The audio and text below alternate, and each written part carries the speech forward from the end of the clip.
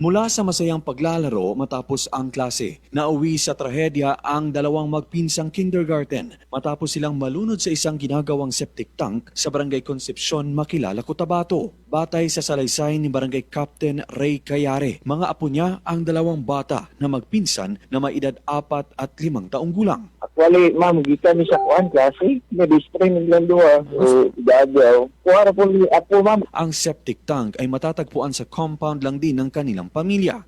Bagong gawa umano ito at hindi pa nalalagyan ng permanenteng takip. Dahil sa malakas na pag-ulan, napuno ito ng tubig kung saan nahulog ang mga ito. Ang kasamahan din umano ng dalawang bata ang tumawag ng tulong na makitang nahulog ang dalawa at nahihirapang umahon. Si Anani, nagpaydalo, bata gihapon, 2 years old. Ang iyang lula, gitawag niya, naghilak.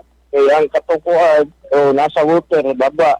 Wala naman nakita, ma'am. Kuan, naman silalom. So, confirm dito sa Pitas Balay, wala na mga bata, alom.